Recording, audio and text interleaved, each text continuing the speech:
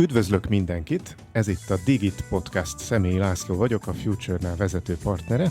Az emberek, akik általában elindítanak egy ilyen online családfát, az ilyen 35 vagy 40 pluszos férfiak, IT beállítottsággal. És társam a krimiben Szekér Zoltán, az Audient IT és a Sailing Hangar alapító ügyvezetője. Sziasztok, jó napot kívánok! Hogyha visszagondolunk a sok-sok ezer évvel ezelőtti állapotra, amikor valaki felfedezte a tüzet. Ugye azt nem posztolta ki a blogjába, hogy így kell tüzet csinálni. Van egy csomó kitagadott családtag, vagy akiről úgy hivatalosan nem tagadjuk ki, hanem még rosszabb, hogy nem beszélünk róla. Igen.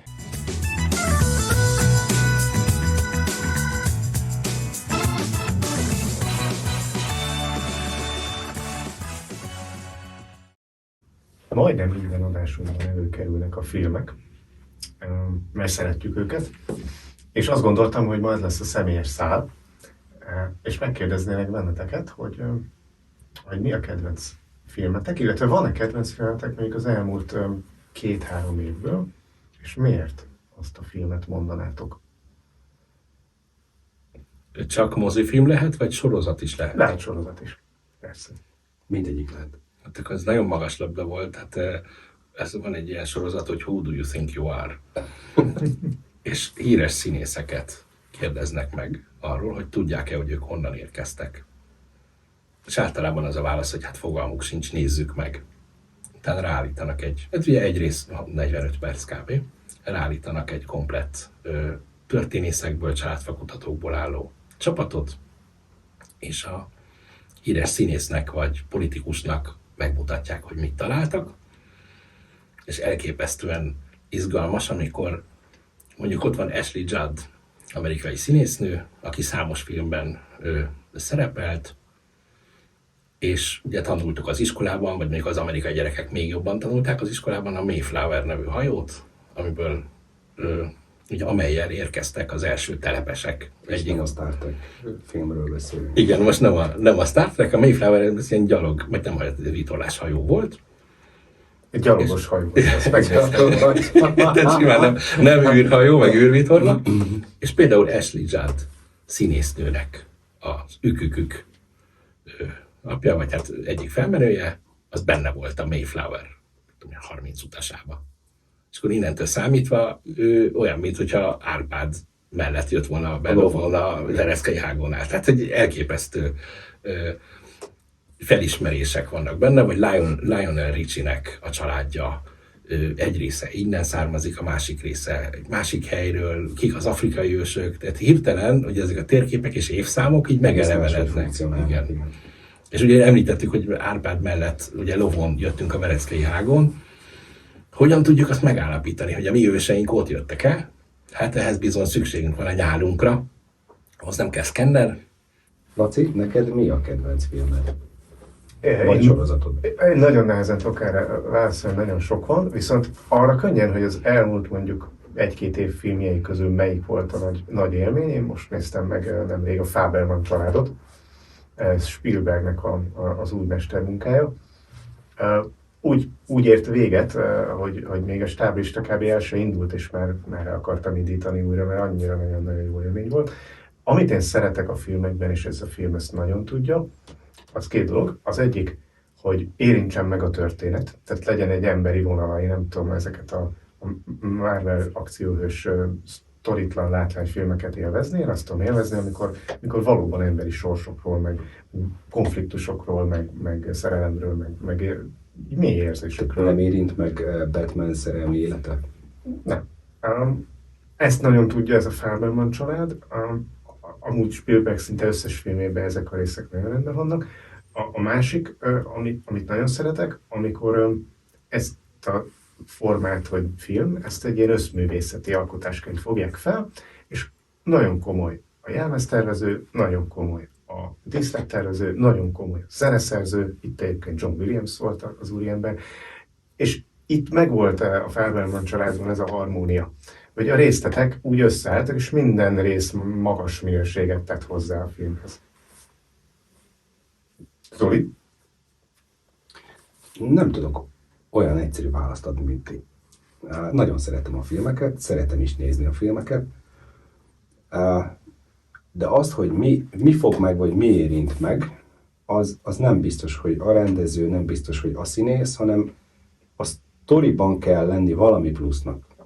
Ez a személyiségemhez kapcsolódik, hogy én több dimenzióban próbálok mátrixokat összerakni, és úgy gondolkozom arról, tehát amikor Ricsi azt mondja, hogy családfa, akkor én azt átültetem a fejemben, abban a térben a saját ChatGPT-mmel, hogy értékláncteremtésben beszállítói értékesítés és a hozzá tartozó elemzések és analitikák.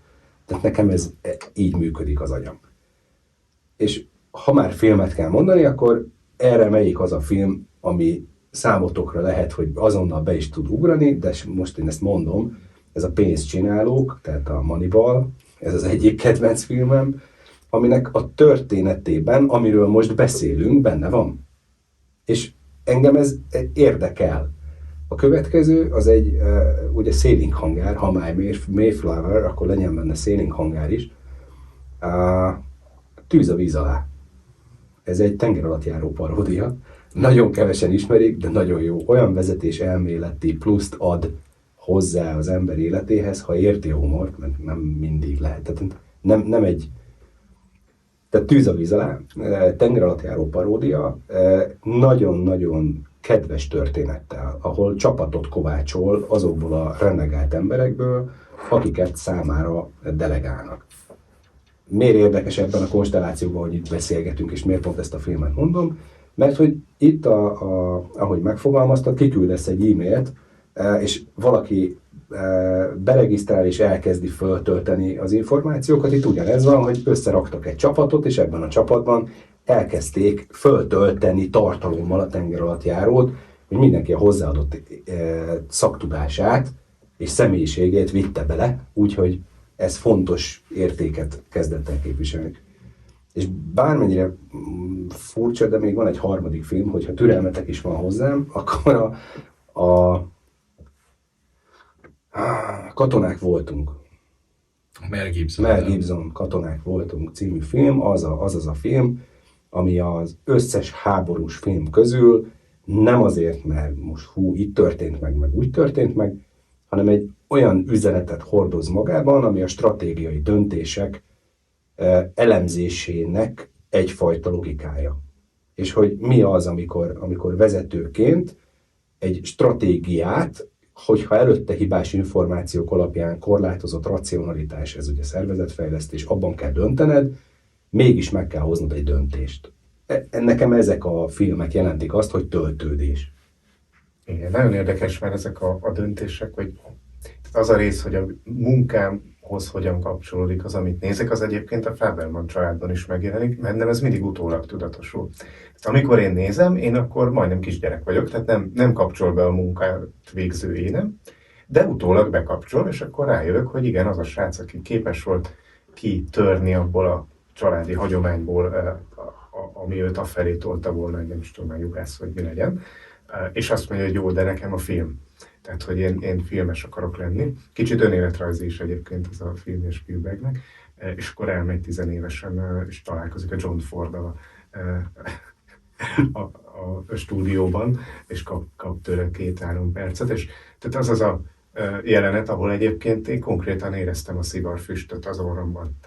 Tehát olyan szinten tudták a dolgukat az operatőr is, meg a rendező is, hogy kell lefilmezni azt, amikor egy John Ford szivarra gyújt, hogy nem tudtál nem ott lenni abban a jelenetben, ezért sem kapcsol be a munkaidőm, de utólag eszembe jutott, hogy hát egyébként igen, így kell valakit megfogni egy életre.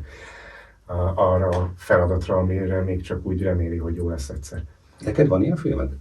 Hát én is majdnem ezt a filmet mondtam. Az elképesztően... Végülis család.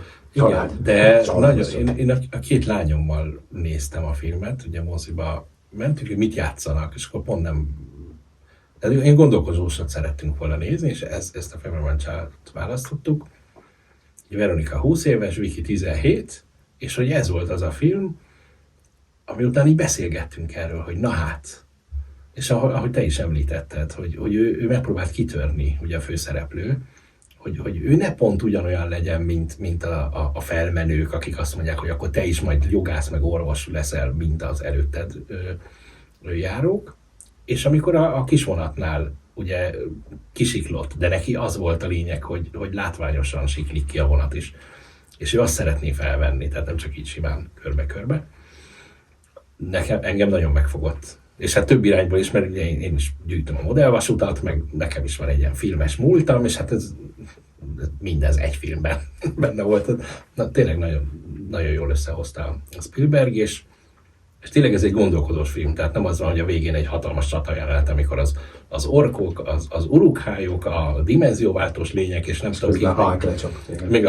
Vagy az pont már nem mer átváltozni, mert fél a Thanos-tól, vagy a valakitől, de sokkal több ideig beszélgetünk az ilyen típusú filmekről, mint ami simán csak egy ilyen látványból álló kétdimenziós alkotás, ilyen egyszerű. Hát azt gondolom, hogy ez a film ez jellemez bennünket, mint Digit Podcast, tehát hogy valóban nem a... Én nagyon örülök, hogy te is így látod, mert nekem kezdettől fogva az volt a tervem a Digit Podcasttal, hogy itt nem biztos, hogy a témák lesznek mindig mások, de az biztos, hogy ahogy mi gondolkodunk, meg beszélgetünk róla, már ketten is tök más, mint ahogy általában halljuk ezeket a témákat kezelni főleg egyébként fizetett helyeken. Nem beszélve arról, hogyha még egy vendéggel is ki tudunk egészülni. Tehát akkor ennyi ismerettel a birtokunkban újra vegyük elő a kedves kollégáinkat.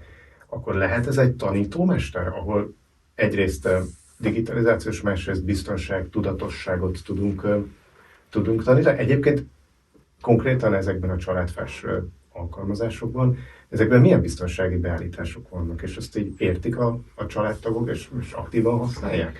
Mert hogy ugye a Facebooknál ezt ezerszer megbeszéltük már, hogy az emberek nem értik, milyen biztonsági beállítások vannak, és nem használják. Olyannyira nem, hogy amikor már idegesíti őket, hogy ők nem használják, és hogy valaki valamit csinálhatott, vagy megtalált, vagy láthatott olyan képet, amit én nem akartam, akkor inkább kilép a Facebookról konkrétan. Itt abból indulnak ki ezek a családfa programok, vagy felhős közösségek, hogy mivel nem értenek a felhasználók hozzá, ezért van egy ilyen default beállítás, ami a legtöbb embernek célra vezető lesz. Ez pedig a következő. Amikor felvisszük a fába a rokonokat, minden olyan profil, amelyik élő ember adatát tartalmazza, az csak és kizárólag a mi családunk számára látható. Tehát akinek a feltöltő küldte a meghívót? Vagy a feltöltő testvére? Vagy ahol maga a személy él. Azt értem, csak hogy nem ki számít olyan családtag. Ja, hát akkor mi, igen, akik e-mailben egymást meghívtuk és be tudunk lépni. Tehát akkor mondjuk, ha élnek a nagyszülők, teljesen mindegy, hogy 70 évesek vagy 90 évesek, az egy privát profil. A keresőmotor látja ugyan, de csak a keresőmotor látja. Más userek nem tudják megnézni. Ott csak ilyen egyszerűsített monogram van. Általában ezeknél a regisztrációknál egy csomó adatot kell megadni már a regisztrációkor. Tehát most küldesz egy e-mailt, jön nekem egy e-mail, abban a pillanatban elkéri a nevemen kívül, hogy anyjaneve, születési ideje, város, nem tudom. Ezek mivel családfa?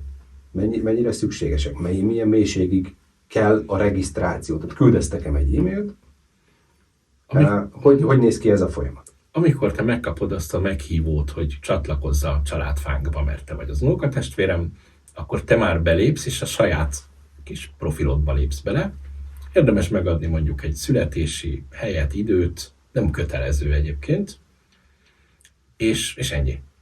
Tehát nem mivel már létezik a profilod, mert valaki létrehozta, hozzáadott téged a testvéred, vagy valamelyik szülőd, vagy a gyermeked, ezért te a megfelelő helyre lépsz be, és tulajdonképpen belátásod szerint bővíted ki.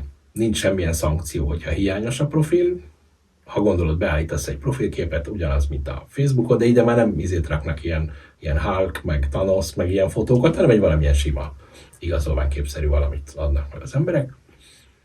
És utána annyi adatot adsz hozzá, amennyit jónak látsz, viszont a profibb, vagy korábban csatlakozott rokonaid elmondanak pár ilyen tudnivalót, hogy ahhoz, hogy a keresőmotor a háttérben jó találatokat adjon ki, ahhoz érdemes ugye a születési helyet, meg az időt, meg mondjuk a feleség neve, születési helye, ideje.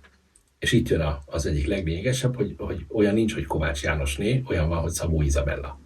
Mert hogy amikor megszületett, akkor Szabó Izabella volt, és persze lehet also known as, be lehet írni, hogy ő egyébként a Jánosné, de a keresőmotor a Kovács Jánosnéval nem tud mit kezdeni igazán.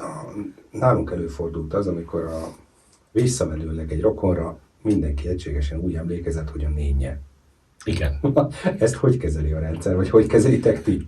A nénye, az ángyom és a bátyja, ők a kommentmezőben vannak. Amikor idősebb rokonok mesélnek nekünk, az a legnehezebb, amikor még kezdők vagyunk, és ugye nyilván az idősebb rokonaink nagyon nagy szeretettel és kiváló emlékező képességgel 3 órán keresztül beszélnek egy levegővel, miközben előttünk ilyen széterített családfa, 3 füzet, 2 notebook, tehát hogy próbáljuk követni, hogy kiről beszél éppen. Ott legcélra vezetőbb, ha rákérdezünk, hogy itt most az a Miklós, a János vagy az Imre, melyik a bátyja? És ha az elején nem definiáljuk, akkor elvesztettük a fonalat, és vissza kell mennünk, és újra meg kell kérdezni ugyanezeket a dolgokat. Nekem volt lehetőségem idősebb rokonokkal újra és újra, mondjuk 10 éven keresztül felvettük 6-szor ugyanazokat a dolgokat, és újabb részletek derültek ki. De mikor már negyedszer hallottam a történetet, akkor már tudtam, hogy itt nekem ez hiányzik, ez a rész. Kik azok az emberek? Ott tényleg volt még 2 testvére, vagy azok kik? Ha és már filmeknél, akkor ez a CSI.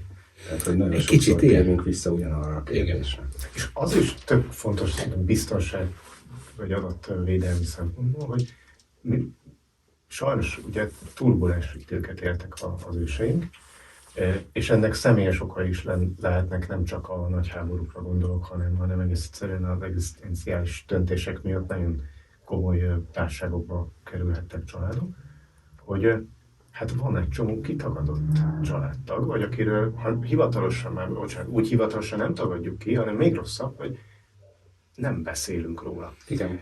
Hogy aki nincs. Nem az, hogy kitagadtuk, mert akkor beszélünk róla, hogy a Pistát, őt kitagadtuk, de hogy ez nincs elmondva, csak Pistáról nem beszél senki, és hogy egyszer csak megjelenhet Pista, mert hogy valaki erről nem tud, hogy nem beszél róla, és fölrakja a fára.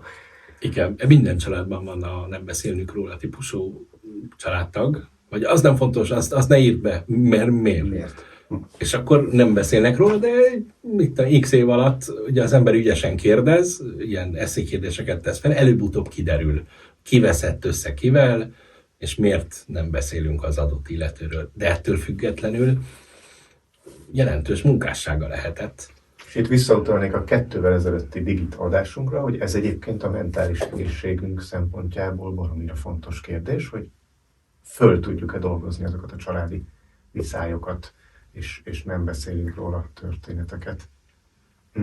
Na most az inputok szempontjából beszéltünk róla, hogy fotók, meg adatok, születés és a többi, de amikor készültünk a beszélgetésre, Richárd, akkor volt még legalább 2 olyan téma, ami szerintem a digitalizációnak az előretörésével jött elő, mert ugye 10-15 éve létezik ez a fajta technológia, amiről eddig beszélgettünk, de hogy az talán egy újabb dolog, hogy egyrészt lehet mit kezdeni a halottakkal a temetőkön keresztül, erről mesél még, légy szíves. Másrészt meg már említetted egy fél mondatban a genetikát, de hogy itt nagyon komoly genetikai digitalizációról beszélünk. Itt nagyon komoly genetikai digitalizációról beszélünk, hogy ezt is fesd ki, légy szíves. Itt ugye 2 kérdés volt a bundliban, ugye, hogy a retailerek mondanák ebben a bundleben. 2 kérdés van. Egyet, 2 lett maradt.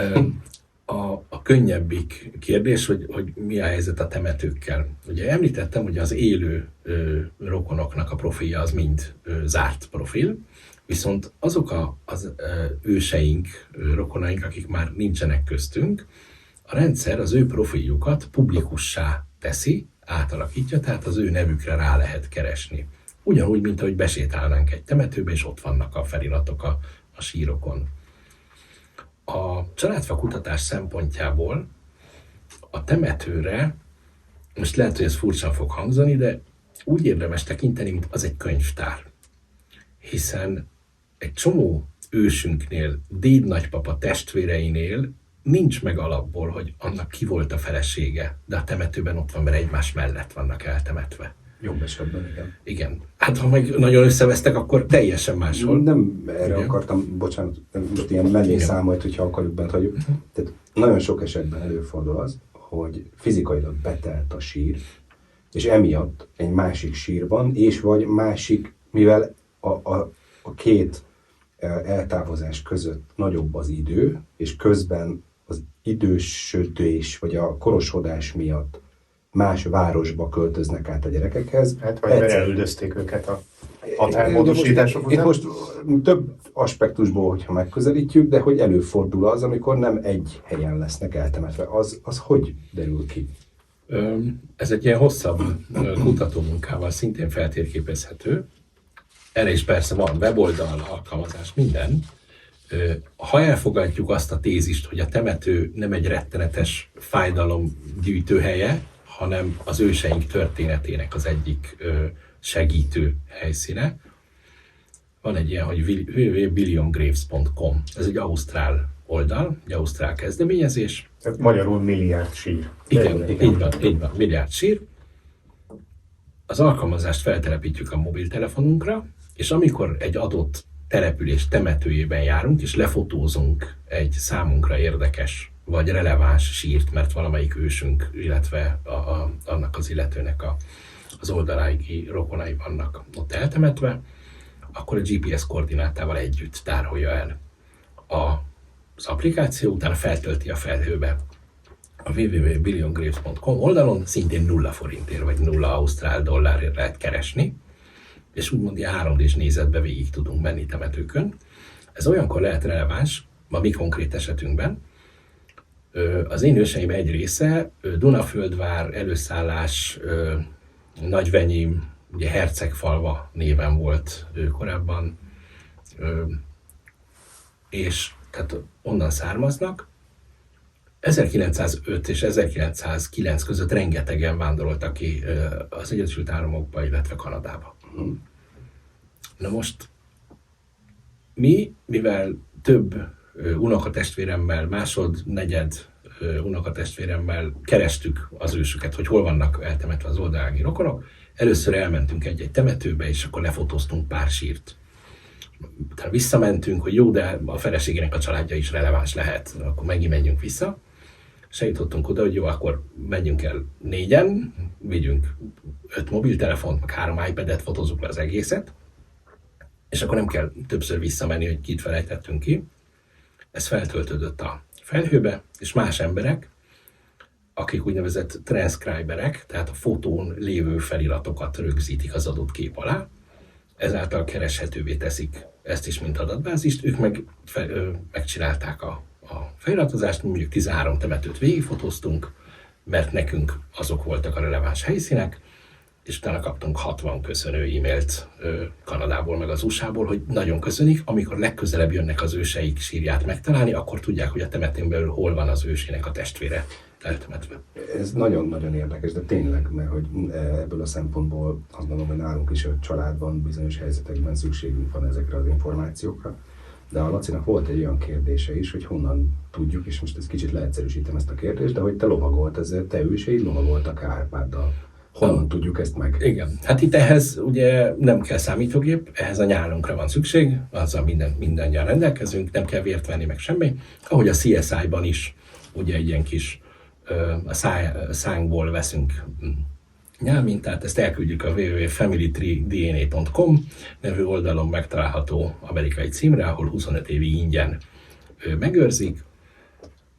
99 dollárért ezt már megtehetjük, de persze nem bírunk magunkkal, akkor 149 Nem ingyen őrzik meg, csak 25 évre előre ki tudom fizetni.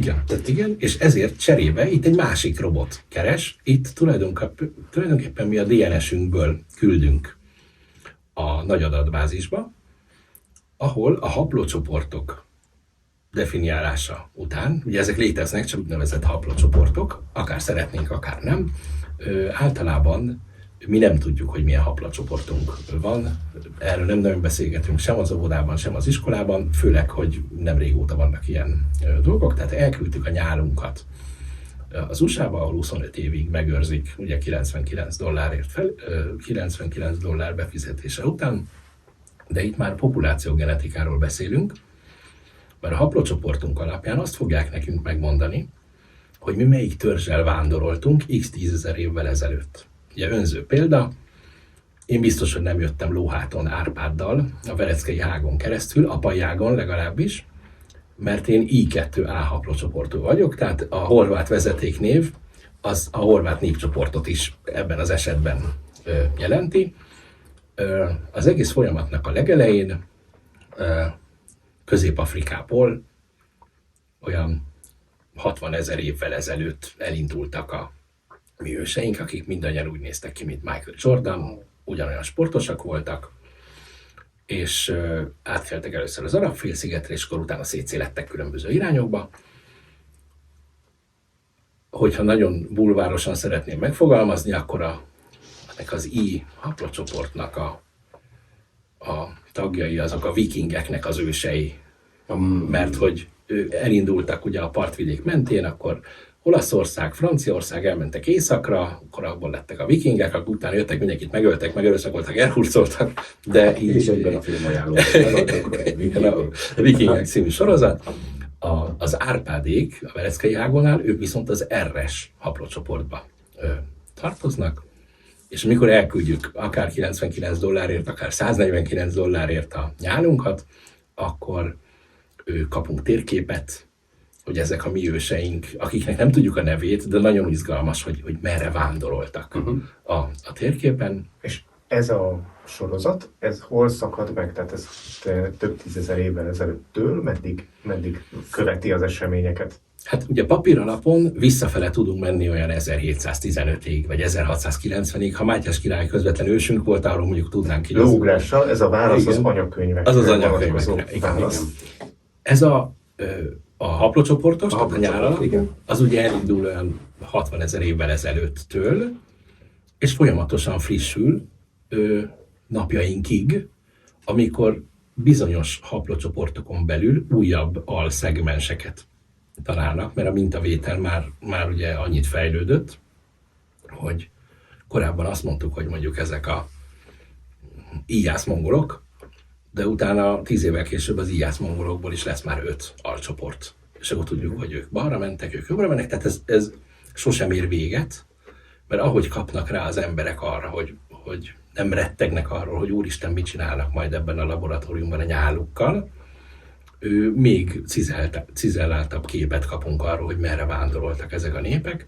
Az én esetemben azért is duplán szórakoztató, mert én ugye apai ágon vagyok magyar, anyai ágon vagyok lengyel, tehát édesanyám ugye Lengyelországban született, és akkor a anyai ágon nekem finn, meg észt őseim is vannak. Érdekes. Apai ágon meg horvát, tehát délről érkező őseim, de a végén mindenki Michael Jordanként kezdte Közép-Afrikában, de ahhoz 60 000 évet kell visszamenni, és van egy újabb csavar, hogy minden ma élő embernek az a fekete Afrikában született vadász volt a felmenője,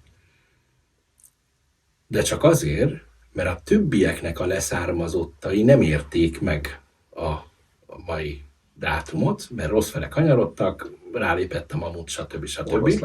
Oroszlán.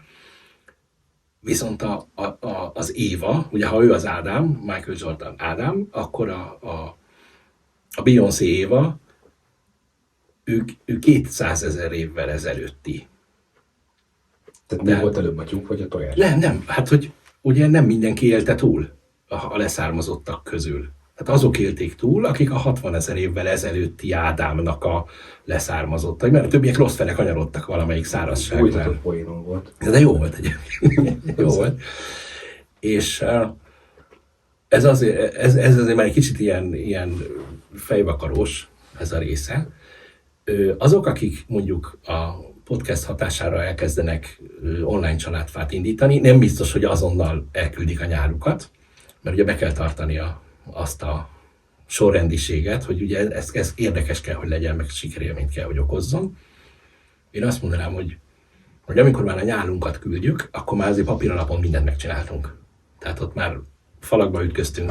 Nekem a lengyel legősibb rokonom, vagy felmenőm, bocsánat, 1690-ben született, de nem látszik a keresztneve, mert egy tintapaca van azon az oldalon. Csak tehát a családnév megvan, és az ő gyermekeinek a neve megvan, minden, de az ő neve nincs, mert ott ugye a mikrofilmen is egy paca van csak. Nálunk is nem ennyire ős, de hogy a Donkanyarnál eltűnt édesapám testvére, unokatestvér találta meg, és egy névelírás volt a hadifogoly tábor előtti számlálásban. Tudom, hogy bonyolultan hangzik, de hogy valójában úgy tűnt el, hogy megsebesült, aztán hadifogoly lett, aztán meghalt, de hogy elírták a nevét. Még egy folyamatosan előkerülő búbó patakként az adást végig kísérő szál, ugye ez az adatvédelem, meg az adatbiztonság. Most eddig a pozitív ágon mentünk többnyire, hogy mert jók az alapbeállítások, mert normális emberek a családtagok, és akkor így igazából nem aggódunk, hanem boldogan használjuk. De hogy gondolom azért, ha ez ennyire motiváló és sok ember rácuppan a családfa állításra, most a kutatás szót direkt nem mondom, mert lehet, hogy a legtöbben tényleg csak így a családfa kapcsolatokat keresik, de azért nem egy történész lendületével és szakértelmével kutatnak. Na de milyen veszély fenyegeti őket, mondjuk így kicsit az illetéktelenebb, nem a legnagyobb oldalak részéről? Beszéltünk korábban arról, hogy amikor a Facebookra feltöltünk valamilyen tartalmakat, attól függően, hogy mit állítottunk be, tulajdonképpen elfogadjuk, hogy a Facebook rendelkezik annak a képnek a jogaival, és azt csinál vele, amit akar. Van olyan családfa aggregátor oldal, tehát ami a felhőben fut, amelyik azt mondja, hogy kedves felhasználó, itt vannak az őseid, töltöttél fel fotókat, szeretnéd-e, hogy végigkutassam a végtelen adatbázisomat, és ugyanezekről a személyekről, hogyha találok már feltöltött fotót, akkor azt megosszam-e veled.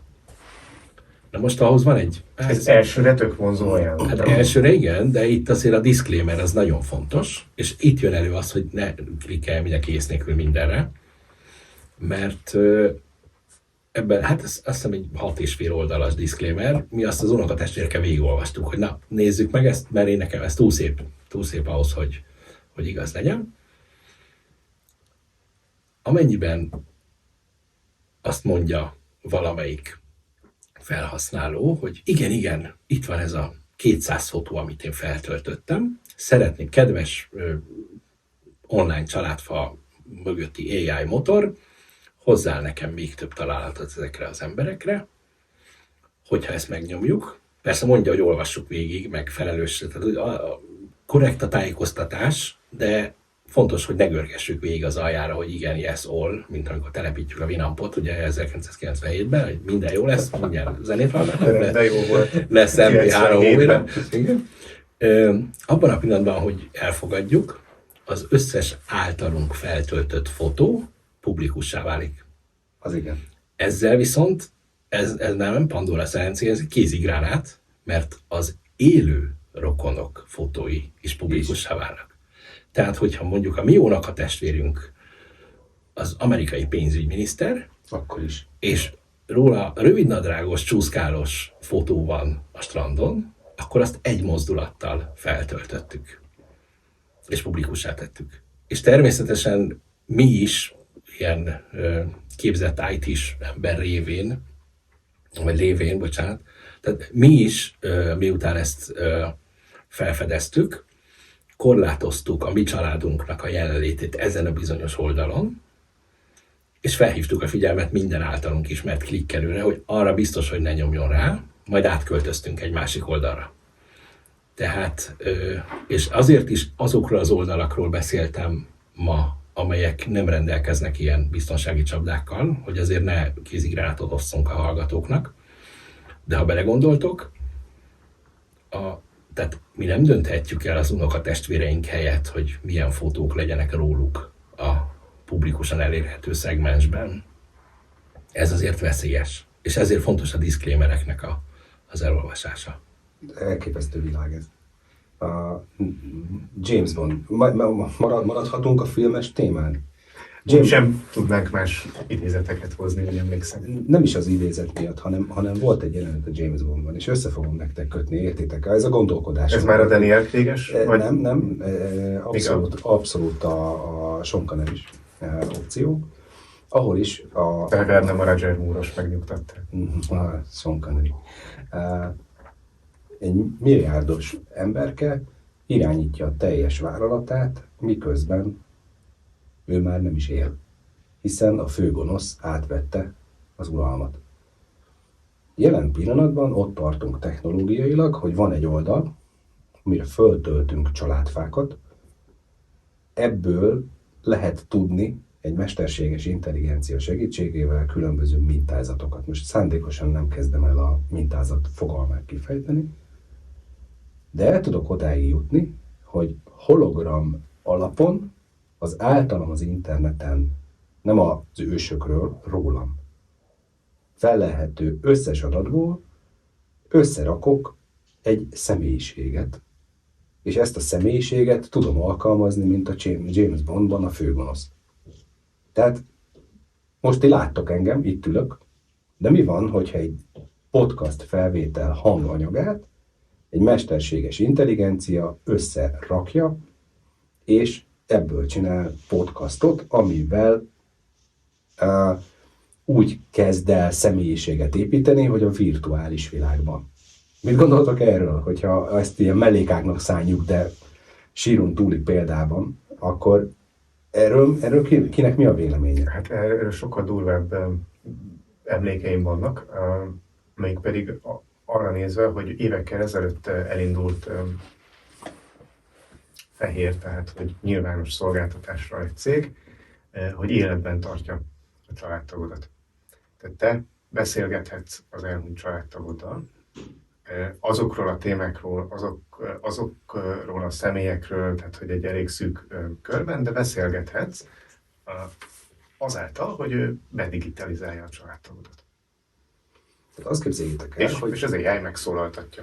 Hogy különböző kutatások, és hozok mostanában mindig, amikor AI-ról beszélünk, akkor egy etikai vonalat szoktam így megpendíteni. Mellékesen pont valamelyik nap láttam, hogy elkezdtek foglalkozni, hogy mi az etikus az AI működésben, meg mi az, ami nem. De normál esetben ezeket az adatokat saját magam is föl tudom tölteni, mint videó, akár a YouTube-ra is tömörített formátumban, kvázi mint egy ilyen QR kód, csak hát nyilván olyan mennyiségű információt, amit az adott film, adott hosszban tud tárolni. Mit gondoltok? Mi ennek a határa? Vagy hol húzódik az a határ, ami még számotokra emészthető, vagy már nem? Tehát mit gondoltok erről? Én két olyan momentumot említenék meg, amikor elkezdtem vakargatni a fejemet. Az egyik az egy pozitív, amikor a James Earl Jones, aki amerikai színész, talán 87 vagy 89 éves, ő aláírta azt a szerződést, hogy ő kellő mennyiségű hanganyagot olvasott már fel, és hogyha később Darth Vader hangján szólaltatnának meg valakit, akkor az ő korábbi anyagaiból a mesterséges intelligencia szolgáltassa, vagy oldja meg ezt a feladatot, és akkor dokumentáltan ő lemondott arról, hogy akkor ő most majd megint visszajön 95 évesen is, hogy újra felmondja, hanem van annyi órányi felvétel, hogy ezt már AI alapon lehet tovább folytatni. Ez a pozitív példa. Igen, a negatív. Igen. A negatív az hozzáteszem, hogy ebben az esetben a jogdíjat ő és örökösei megkapják az újonnan felhasznált anyag kapcsán. De így működik a szerzői jog Amerikában. Igen, a negatív példa az volt, amikor kaptam hírlevelet, hogy a halott Michael Jackson 3D-s hologramja lép fel Vegasban, pont akkor, amikor én leszek ott konferencián, és nézzem meg, mert csak $185 a belépő. És ugyan nem váltottam rá egy jegyet, de a YouTube-on, ha beírjuk, akkor a halott Michael Jackson 3D-s hologramja még most is fellép. Elképesztő. Az nekem már sok volt. Tehát jó, de ez nem egy biztonsági kérdés, igen, ez egy ilyen nagy az Isten állatkertje, hogy most akkor mennyire használjuk ki a technológia adta lehetőséget, hangsúlyozom, fehéren. tehát meghirdetetten, bevallottan.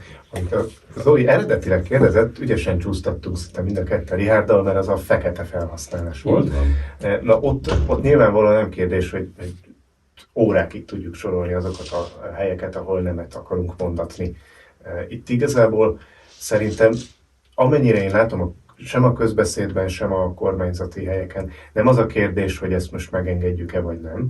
Nem engedjük meg nyilván a visszaéléseket. Az a kérdés, hogy foglalkozunk-e eleget azzal, hogy megelőzzük, illetve szankcionáljuk, illetve felismerjük és kinyomozzuk, hogy honnan van a visszaélés. Mert szerintem itt azért még nagyon sok teendő van. Ennek egy része nagyon technikai, ti vagytok az IT-sok, de mégiscsak azt kell mondjam, hogy rablóból lesz a legjobb pandúr, és még nem elég rablót szerződtettünk szerintem, maradjunk ennyiben.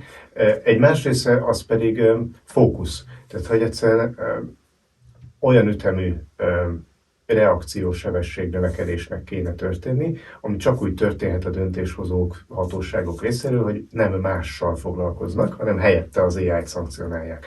Nem tudom, értitek-e, hogy mire akarok kiukadni.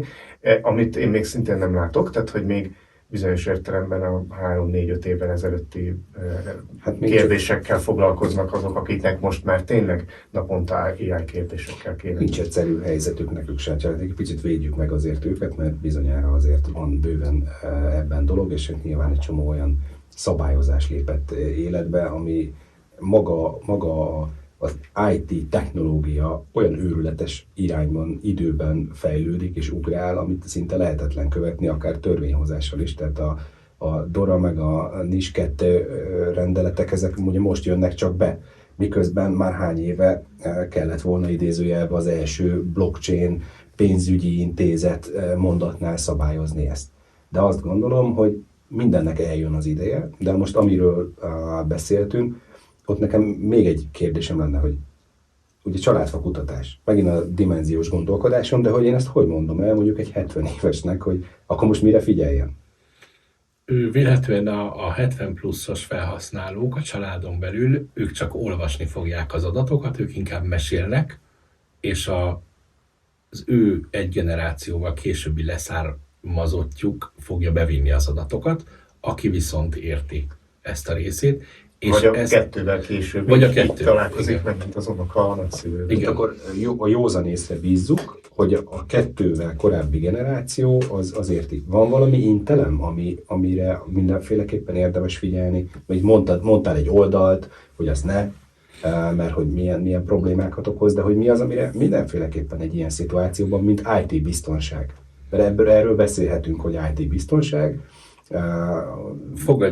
Fogadjuk el azokat a jól körülírt alapbeállításokat, amit ezek a családfa oldalak alapból felkínálnak, mert ők 5-8 évnyi vevő visszacsatolás alapján finom hangolták, hogy véletlenül a nem IT tudású családtag ne tegyen mindent publikussá. Ez most már nagyon jól le van szabályozva.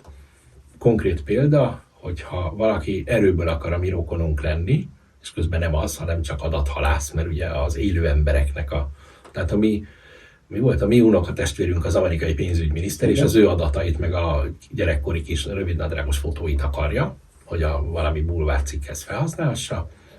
Több körös ilyen visszajelzést kell egymásnak adnunk, hogy tényleg családtag, stb. Ahhoz, hogy ő belejöhessen a fába, és megnézhesse ezeket a képeket. Tehát nem tud egy erőből, tehát nincs ilyen, hogy túlterheléses támadás, hogy küld 80 000 requestet, és valamelyik rokon majd rákattint, hanem ez le van szabályozva.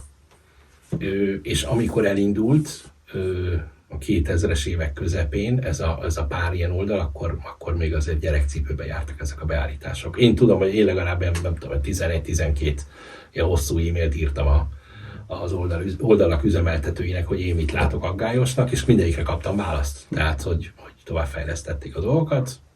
Sőt, volt, amikor felhívtak az egyik ilyen oldalnak az ügyfélszolgálatáról, hogy erről nem voltak felkészülve, de igazam van, és kaptam 3 év ingyen előfizetést. Mert hogy ez egy releváns dolog. Én mondtam, hogy hát köszönöm, de enélkül nem is maradnánk ezen az oldalon. Tehát, hogy nem szeretnénk az élő emberek adatait kiszolgáltatni.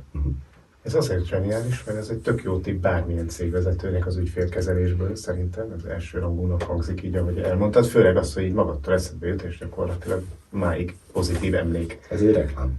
Igen. Ahogy Michael Culkin mondta annak idején, abban a bizonyos filmben, amit úgy is ismertek, és nagyon fiatal gyerekként mondta, egy szálloda ajtajában, hogy van még ott, ahonnan ez jött. Nekem ez jutott eszembe, hogy van még gondolatom erről a témáról, azt most meregettünk az elmúlt fél órában. Van egy nagyon hasonló céges alkalmazás, ami ezekhez a családfakutatásos alkalmazásokhoz tök hasonló logikára épül, ez pedig az embereket nyilvántartó és megmutató szoftverek világa. Direkt nem azt mondom, hogy HR szoftver, mert akkor arra gondolnának a kedves hallgatók, hogy a HR-esek használják. Nem, ez a céges telefonkönyv gyakorlatilag modernizált változata, ahol nem csak azt látom, hogy ha beütöm a Kovács Zoltán kollégámat, akkor a telefon számát kidobja, mert az már annyira nem érdekes, hanem azt is látom, hogy ő hogy néz ki, mert ugye ott van a fotója, azt is látom, hogy ő melyik szervezeti egységben dolgozik, ki a főnöke, kik a kollégái, kik a beosztottjai, és ezt gyakorlatilag mint egy családfát úgy tudom végignézegetni. Ezt nagy lelkesedéssel tudom ajánlani a cégvezető, vagy ilyen irányba a cégre befolyással bíró hallgatóknak, hogy ezt vegyék igénybe, ezt a fajta bővített funkcionalitású céges telefonkönyvet vagy tudástárat, mert egy új kollégának ez egy óriási segítség, amikor még ugye nem ismer szinte senkit, hogy nem látja át azt sem, hogy épül fel a szervezet, meg azt sem látja, hogy akivel éppen beszél, vagy mondta neki a főnök, hogy akkor beszélj a Józsival, mert beszélni kell a Józsival, akkor most kicsoda a Józsi, és ha őt nem éri el, és azt mondja valaki, hogy figyelj, beszéljünk, mert én lehet, hogy tudok segíteni, akkor őt is meg tudom gyorsan nézni, hogy ő kicsoda, akár az arcot is, hogyha mondjuk volt egy tárgyalás, benn voltak a tárgyalók öten, utólag vissza tudom nézegetni, saját tapasztalatról beszélek, hogy akkor ő meg ő volt ott, igen, akkor most már tudom, hogy ő kicsoda, aki ott volt, mert ott van a céges információtárban, és itt kénytelen vagyok lelőni az Zolinak a poénját, mert ezt eddig mindig ő mondta, de én megjegyeztem, hogy ugye nem mindegy, hogy cégvezetőként én ismerem azt, hogy a saját cégem hogyan működik. Tehát egy ilyen telefonkönyv, még egyszer mondom, upgrade-elt vagy több funkciós változatában, akkor van értelme elhelyezni az embereket, hogyha valóban van helyük a szervezetben, valóban tudjuk, hogy kinek a főnöke és kinek a kollégája. Tehát abban a pillanatban, hogy ezt bevezetem, rögtön ez egy visszaigazolás is, hogy igen, én jól fölépítettem a cégemet, vagy nem, most azonnal el kell kezdenem kiépíteni az eddig hiányzó struktúrákat, nem? Hát az 5. adást csináljuk, és én ezt nagyon pozitívan élem meg, hogy amit már elmondtam, végén visszaköszön. Igen, köszönöm, Laci. De nem... Most szóval már fejezzem be. Nem, sőt, pont ki akartam egészíteni, ha megengeditek. Én véresen komolyan bírom venni ezeket a szervezeti felépítéseket, organocsártokat. Tehát nagyon nem a gondolatot keresem, hanem hogy hagyjam ki belőle az érintettet. Ez egy fontos mondat. Valahol egy távoli galaxisban. Valahol egy kezdjük ott, hogy nem a Földön zajlott ez, ugye ez Ez a Jupiter és a Plutó közötti térben zajlott valamikor, még az ősrobbanás előtt. Soha nem történt meg, és ha már filmes példa, akkor nem ezeket a droidokat keresitek. Vágom. Ez jó. Az, hogy egy munkaerő, mert hogy munkaerőről beszélünk, olyan egységet szeretnénk betenni a rendszerbe, ami hozzáadott értéket teremt, energiát ad. Ezt felejtjük el akkor, amikor munkaerő, HR, toborzásról beszélünk. Ha nem tudjuk, hogy a fogaskeréknek hol van helye, és milyen terhelést, milyen kulccsal kell meghúzni, milyen terhelést kell, hogy elviseljen, nyilván el fog törni. Az, hogy néz ki egy motor, régen, az én koromban, volt egy gépkönyv, robbantott rajzzal, ahol az egészet megmutatták, ez a rajz az, amit organocsártnak hívunk. Ennek a vizualizálásával minden egyes HR-nek az általam ismertek közül, ami egy viszonylag kisebb keresztmetszet, problémája volt. A megjelenítésre és a frissen tartással. És mi beszéltünk egy olyan eszközről, amivel képesek vagyunk arra, hogy viszonylag egyszerűen a virtuális térben vizualizáljunk valamit, és hát, hogyha nem hiszünk az exit interjúban, ugye itt megint előjön belőlem ez a szervezetfejlesztő HR coach, hogy nem használjuk az exit interjúkat, mert úgy is fölbosszantották már, és majd csak rosszat fog mondani. De az evolúciót azt azért jól mutatja, hogy melyik vezető alól mentek el a legtöbben. Magában a szervezetfejlesztésben elképesztően fontos szerepe van amúgy normál esetben az exit interjúknak. És az exit interjúból tudjuk meg, hogy azon kívül, hogy feldühítettük valamivel a tisztelt munkavállalót, megtudhatjuk, hogy mivel. Mi volt az a közös szegmens, amiben munkakör, túlterhelés, főnök beosztott viszony, munkaeszköz és vagy IT biztonsági eszköz problémás működése ki tud derülni. Jó volt, ez egyébként olyannyira igaz, hogy én amikor megyek ügyintézni, én szakmai jártam, én nézem, milyen eszközök. Nem, hát azt nem látom. A selfie bottal tükörrel meg lehetne nézni, de nem. Nézem, hogy nyugodt, stb. Feszült-e már, mert időpontra jön a következő ember, és ahogy te is említetted, vannak dolgok, amik papíron leírva beleférnek x percbe, de valóságban képtelenség, mert hát én amikor legutóbb intéztem, hogy nem túl bonyolultat, 3-szor kellett elmennie a bankiban a dolgozó hölgynek onnan a velem szemben ülő kis székéről valahova. Igen. Az elektronikus aláírás azért ezt nagyban megkönnyíti. A bankok működésében pedig az úgynevezett 4 szeme az törvényileg is, meg belső ellenőrzés szempontjából is kulcsfontosságú, hogy egy ügyintéző, nem azt mondta, hogy nem ügyintéző, nem elegendő ahhoz, hogy bizonyos biztonsági kérdésekkel bíró folyamatban egyedül eljárjon, hiszen nem szeretnénk, ha egy csalóügyintézőnek lenne lehetősége csalni. Ezért van az, hogy még egy ember kell egy csomó lépéshez egy banki folyamatban, nem azért, mert nem optimálisak a folyamatok, hanem ez a biztonság. Mi a digitalizáció adta többlet lehetőség, hogy meg tudom azt a 4 szemelvet valósítani papír helyett képernyőn. És nem egy bankban láttam bevezetni, sőt volt, ahol részem is volt benne, olyan folyamatot az applikált vagy a banki alkalmazás segítségével, hogy az ügyintéző ülve marad, veled foglalkozik, a te szemedbe néz, és azt mondja, hogy egy pillanat. És a 3-mal odévülő ügyintéző képernyőjén pedig megjelenik az a kérdés, hogy jóvá hagyja az adott tranzakciót, aminek az a lényeg, hogy valóban ügyféllel zajlik ez a beszélgetés, vagy a csaló ugye megpróbál csalni. Ő odasandít, látja, hogy a kollégája előtt ott az ügyfél, látja, hogy ez az ügyintézés ez megvalósul, megnyomja a jóváhagygombot, és minden megy tovább. Senki nem állt föl, senki nem nyomtatott, senkinek nem kellett plusz jelszót beírni, kivéve a jóváhagyó ügyintézőnek, de ezt most nem, tényleg csak a távoli galaxisban, tehát hogy abszolút pozitívan élem meg ezeket a dolgokat. Minden alkalommal elmondok egy olyan példát, hogy akkor, ha megkérdezek valakit, akkor annak van egy exit interjús véleménye. Azért, ha jellemzően mondjuk 30 eltávozó emberből mondjuk 25-nek pontosan egybehangzó véleménye van erről a működésről, akkor azért érdemes meghallgatni. Ez a tanuló szervezetnek a jellemzője. Köszönöm szépen. Hogy nem neked kellett kimondani. Ennyi fért bele a mai adásba. Bízom benne, hogy azért így is elég informatívak, vagyis inkább gondolatébresztők voltunk, és nagyon köszönöm, Richárd, hogy ebben segítettél bennünket. Köszönöm a lehetőséget, még rengeteg ötletem van, úgyhogy majd kisvártatva folytatjuk. Köszönjük szépen.